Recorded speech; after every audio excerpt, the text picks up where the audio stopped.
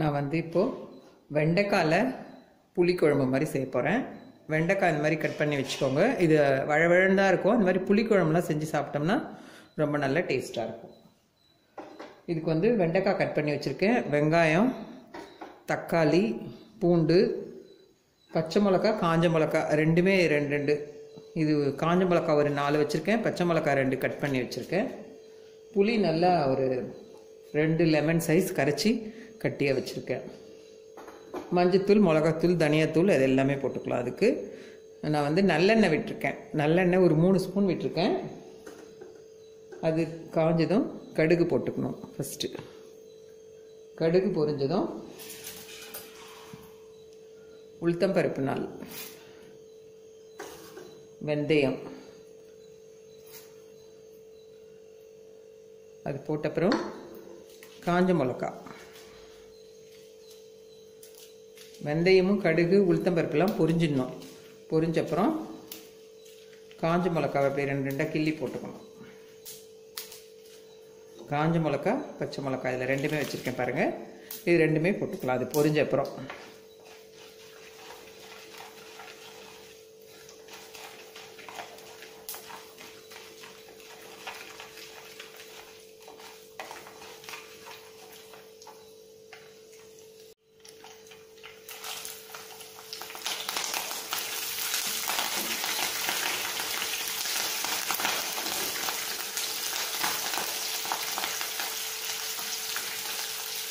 இது நல்லா பொரிஞ்சிச்சு பாருங்கள். பொரிஞ்சதும் வெங்காயம் போட்டுக்கலாம்.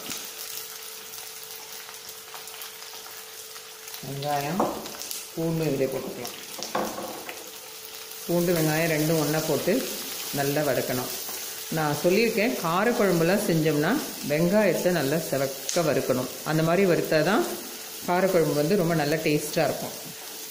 குருமாக்கெலாம் பாதி வதக்கினாலே போதும், ரொம்ப வதக்க தேவையில்லை. இந்த காரக்குழம்புக்கு வந்து அப்படியே இந்த வெங்காயமே கலர் மாறிடணும். நல்ல கோல்டன் கலரில் ஆன அப்புறம் தான் தக்காளி போடணும்.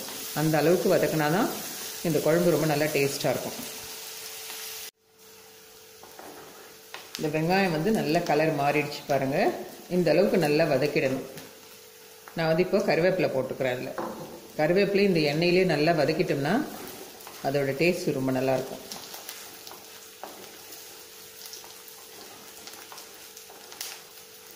இப்போ வந்து தக்காளி போட்டுக்கலாம்.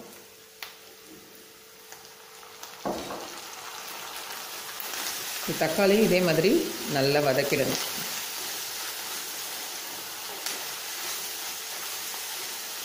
பச்சை மிளகாவும் போட்டிருக்கேன், காஞ்ச மிளகாவும் போட்டிருக்கேன். அதே மாதிரி இப்போது மிளகாத்தூள், தனியாத்தூள், மஞ்சத்தூள் எல்லாம் போடணும். இது நல்லா வதங்கின அப்புறம் போட்டுக்கலாம். இந்த தக்காளி கூட நல்லா வதங்கிடுச்சு பாருங்கள். நல்லா தொக்கு மாதிரி வதங்கி வந்துடுச்சு பாருங்கள். இந்த மாதிரி வதங்கிட்டால் தான் நல்லாயிருக்கும் காரக்குழம்புக்கு. நான் வந்து இப்போது இந்த வெண்டைக்காய் போட்டுக்கிறேன்.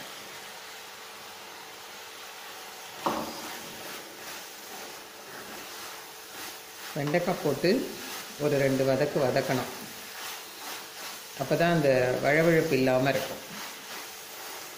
இந்த மாதிரி வதக்கிட்டு நாம் வந்து இதில் மஞ்சத்தூள் போட்டுடணும். ஃபஸ்ட்டு மஞ்சத்தூள் நான் வந்து ப்ளைன் மிளகாத்தூள் வச்சுருக்கேன். அந்த ப்ளைன் மிளகாத்தூள் வந்து 1 ஸ்பூன் போடுறேன். 1 ஸ்பூன் முழுசாக போட்டுடுறேன்.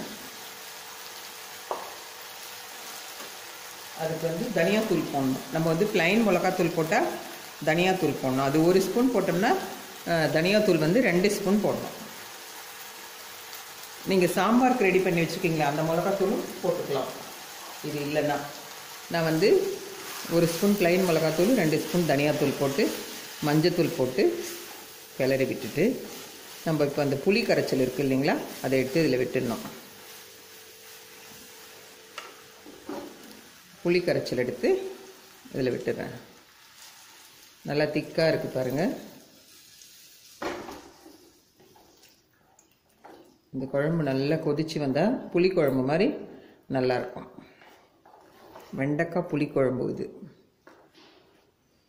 இதுக்கு தேவையான அளவு உப்பு போட்டுடணும்.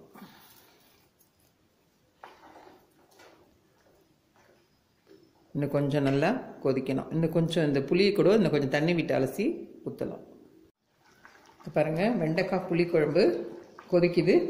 நான் இந்த புளிக்குழம்புல கொஞ்சமாக வெல்லம் போட போகிறேன் டேஸ்ட்டுக்காக. நான் சொல்லியிருக்கேன், காரக்குழம்பு எது செஞ்சாலும் கடைசியாக அந்த மாதிரி கொஞ்சோண்டு வெல்லம் போடணும். இப்பயே கூட போட்டுடலாம். அதில் போட்டதும் இது நல்லா கொதிச்சிடும். அது இனிப்பு தெரியாது நம்மளுக்கு, டேஸ்ட் நல்லா ஒரு டிஃப்ரெண்ட்டாக தெரியும். இதை பாருங்கள், குழம்பு திக்காகிடுச்சு. இன்னும் கொஞ்சம் நேரம் இருந்தால் ஓகே, ஆஃப் பண்ணிடலாம். வெண்டைக்காய் புளிக்குழம்பு ரெடி ஆயிடுச்சு. இது பாருங்கள், வெண்டைக்காய் புளிக்குழம்பு ரெடி ஆயிடுச்சு. இப்போ சுற்றி எண்ணெய் அப்படியே மேலே மிதங்கி வருது பாருங்கள். இந்த அளவு திக்கானா போதும். இந்த புளிக்குழம்பு ஆஃப் பண்ணிடலாம். இது ரொம்ப திக்காக இருக்குது பாருங்கள். இந்த அளவு இருந்தால் கரெக்டாக இருக்கும். நீங்களும் இதே மாதிரி ட்ரை பண்ணுங்கள். இந்த பாத்திரத்தில் ஆஃப் பண்ணிவிட்டு மூணு அப்புறம் கூட குழம்போட அளவு கொஞ்சம் குறைஞ்சிடும். இன்னும் கூட கொஞ்சம் திக்காகிடும். இந்த அளவு இருந்தால் தான் சாப்பிட்றதுக்கு ரொம்ப நல்லா டேஸ்ட்டாக இருக்கும், நல்லாயிருக்கும். நீங்களும் இதே மாதிரி ட்ரை பண்ணி பாருங்கள். வெண்டைக்காய் புளிக்குழம்பு ரெடி ஆயிடுச்சு. புளிக்குழம்புன்னு சொல்லலாம், காரக்குழம்புன்னு சொல்லலாம். நீங்களும் இதே மாதிரி ட்ரை பண்ணுங்கள்.